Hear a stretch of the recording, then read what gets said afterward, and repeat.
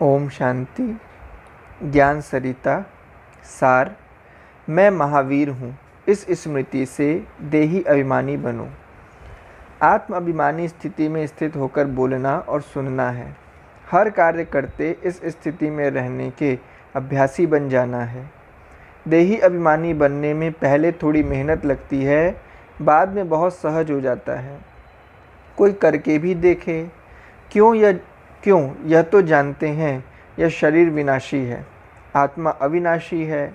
विनाशी शरीर धारण करती है, छोड़ती है, एक शरीर में रह नहीं सकती, अनेक जन्म लेने पड़ते हैं। हर जन्म में बाल वृद्ध अवस्था को पार करना पड़ता है। वृद्ध अवस्था आएगी, फिर शरीर छोड़ने की घड़ी भी आएगी। अभी तो समझ गए हैं, इसलिए बड़ी बात नहीं लगनी चाहिए। देह अभिमान में रहने में बहुत कठिनाई आती है। देही अभिमानी रहने से कठिनाई चली जाती है। कठिनाई क्यों आती है? कौन ले आता है? देह अभिमान। और कैसे जाएगी? देही अभिमानी स्थिति से। देही अभिमानी स्थिति से बाबा भी मदद करेगा। देह भान में बाबा से मदद खींच नहीं सकते, तो सदा अपने आप को महावीर समझो। वीर तो हो, युद्ध के मैदान में तो आए हो, लेकिन महावीर समझो। राम की सेना में हनुमान का गायन है। कोई भी परीक्षा आई, हिला नहीं, रावण की मत पर नहीं चला, अपने आप को राम का मैसेंजर समझा। तो महावीर बनने में आत्म अभिमानी स्थिति बनाना सहज लगता है। मैं महावीर हूँ, यह स्थिति देही अभिमानी बना देती है। ऐसे लगता है बाबा बड़ी शक्ति दे रहा है, हल्का बना रहा है। महावीर के लिए गायन है, बहुत हल्का है, पवन पूत है। महावीर में नम्रता बहुत है। सेवा का हुक्म मिला, सेवा करके आया, फिर राम के चरणों पर बैठ जाता है। अपने को महावीर समझने से अचल अडोल अवस्था सहज बनती है। बाप की याद है तो प्यार है, प्यार है तो याद है। जिसके साथ प्यार होता है उसकी याद आती है, और याद करते हैं तो वह प्यार देता है। प्यार से प्यार होता है, याद से याद मिलती है, वह याद खींचती है। याद दिन प्रतिदिन सूक्ष्म होती जा रही है, जिसमें अनेक प्रकार के मोह की जंजीरें छूटती जा रही हैं। वह याद इतनी पक्की है। याद रियलाइजेशन शक्ति बढ़ाती है। खुद ही अपने आप महसूस होता है, मेरे में क्या कमी है, औरों में क्या कमी है, यह नहीं। जब हमारी अंतिम स्थिति होगी तो हम आत्माओं के अंदर क्या होगा? बाप की याद और प्यार होगा, और कुछ नहीं होगा। याद करने का कोई पुरुषार्थ नहीं होगा। याद क्यों आ रही है? क्योंकि उसके लिए बहुत प्यार है। वह प्यार हमको पावन बनाकर ले जा रहा है। याद और प्यार के बगैर आत्मा में कुछ नहीं रहेगा। ज्ञान योग का सार याद प्यार में आ जाएगा। हम भाग्यशाली हैं जो मास्टर ज्ञान सागर बन रहे हैं। शांति सागर बाप के द्वारा शांति सागर में डुबकी लगा रहे हैं।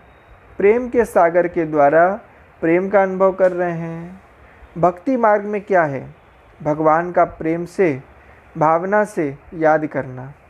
हमारा प्यार भावना और विश्वास से है। भावना का भी भाड़ा मिलता है। भक्ति में भावना है।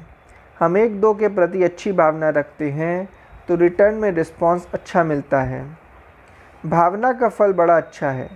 कहाँ बुद्धि चलाते तो थकावट होती।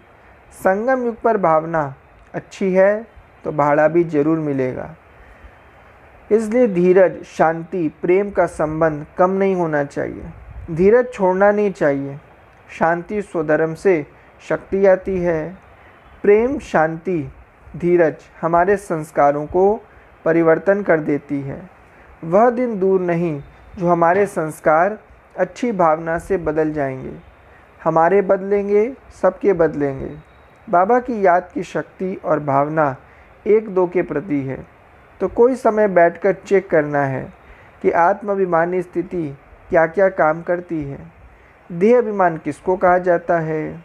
आत्माभिमानी स्थिति हमको रियलाइज़ कराती है। आत्माभिमानी स्थिति बाबा की याद दिलाती है। हम विदेहीपन की स्थिति में रहते हैं तो बाबा की याद खींचती है। याद करना नहीं पड़ता। आत्माभिमानी स्थिति से हमारी धारणा अच्छी बनती है। धारणा करना मुश्किल नहीं लगता। ज्ञान भी धारण करना, गुण भी धारण करना। ज्ञान और गुण धारण करने से योग भी अच्छा लगता है। और सब बातें बुद्धि में रखकर जो बाबा का मिला हुआ ज्ञान है, आत्मा, परमात्मा, कर्म फिलॉसफी का, कर्मों की गुह्य गति का ज्ञान धारण करो। पूछो मैं कौन, बाबा कौन, बाबा से मेरा क्या संबंध है। कर्मों की गति जो बाबा ने समझाई है वह मैं कर्म बंधन से मुक्त हूँ। विदेही स्थिति में कर्म बंधन से मुक्त हूँ। कर्म बंधन में आत्माभिमानी स्थिति नहीं रह सकती। कर्म शरीर के लिए भी करते हैं, अनेकों के साथ कर्म करते हैं, उसमें कोई बंधन तो नहीं है। बड़े विकार नहीं हैं, लेकिन सूक्ष्म भी नहीं हूँ। आत्माभिमानी स्थिति आईना बनती है, दिखाती है कर्म और संबंध कैसा है। एक बाबा से संबंध हो, कर्म बंधन से मुक्त हो। हम ईश्वरीय सेवा किसके लिए करते हैं?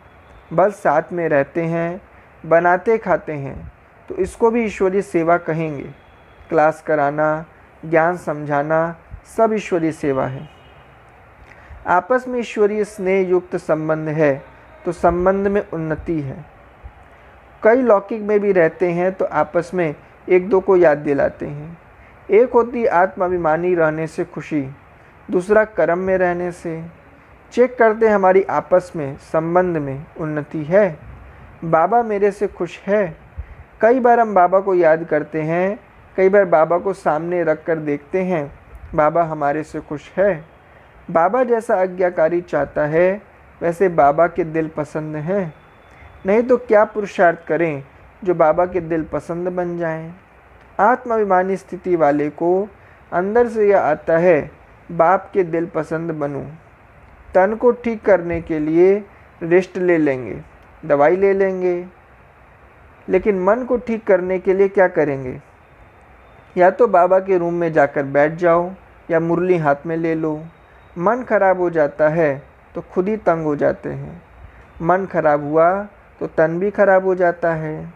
फिर धन में भी शक्ति नहीं होती। अगर मन से खुश हैं तो तन भी ठीक होगा, धन भी आवश्यकता अनुसार आएगा। यह लॉ नहीं है कि हमारे पास पहले धन आ जाए, जब ज़रूरत होगी तो आप ही आ जाएगा। सेवा करो, सिंपल बनो, सैंपल बनो।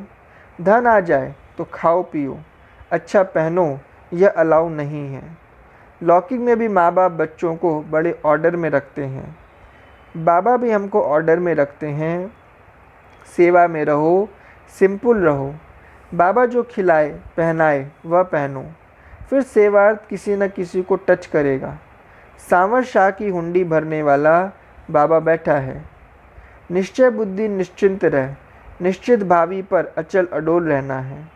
निश्चय इतना हो, जान चली जाए पर निश्चय न जाए। बुद्धि ने निश्चय कर लिया मैं बाबा की हूँ, बाबा मेरा है। किसी के कहने व अंधविश्वास से निश्चय नहीं हुआ है। अगर उस निश्चय को कम कर देते हैं तो बाबा कहेगा तुम जानो, तुम्हारा भाग्य जाने। अपनी बुद्धि को निश्चय में मजबूत बनाना महावीर का काम है। महावीर कहेगा यह क्या बड़ी बात है, बाबा बैठा है। निश्चय भी है, भावना भी है।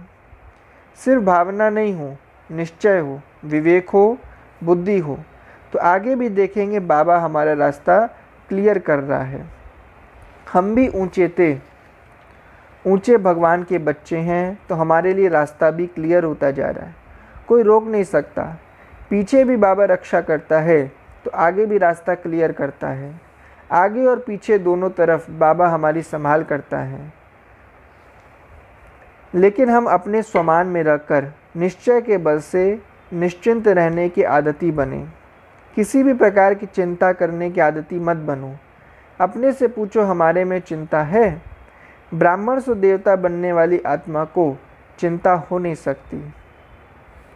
जब बाबा अव्यक्त हुआ था तो जो पुराने सिंधी थे उन्होंने कहा कि अभी ये संस्था हिल जाएगी। एक था जो हमारा एंटी था, फिर जानते जानते संपर्क में आते इतना जान लिया तो सबके बीच में वो जवाब देता है, मैं समझता हूँ बाबा के बाद ये संस्था और बढ़ेगी। तो उन्होंने पूछा कि कैसे? उसने कहा कि मेरा विश्वास कहता है जिन माताओं कन्याओं ने अपना घर घर बार बाल बच्चे छोड़कर इतनी कुर्बानी की है, उन्हों के कुर्बानी की शक्ति बढ़ाएगी। तो हमें अपने आप को सदा भाग्यवान समझना चाहिए।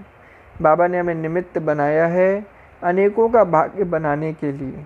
तो निश्चय बुद्धि वाले को कभी चिंता नहीं होती। ड्रामा का ज्ञान ऐसा है जो हर कदम में मदद करता है।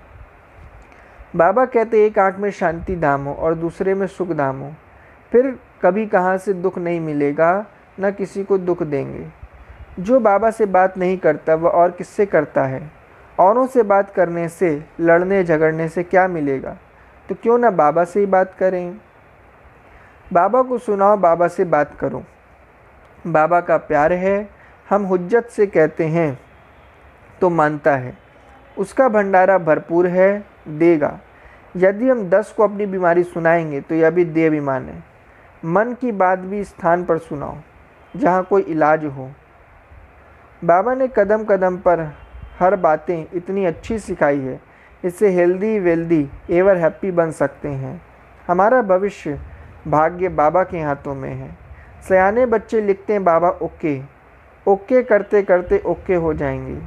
बुद्धि को शांत रहना सिखलाना, या भी अपने पर रहम करना है। अच्छा, ओम शांति।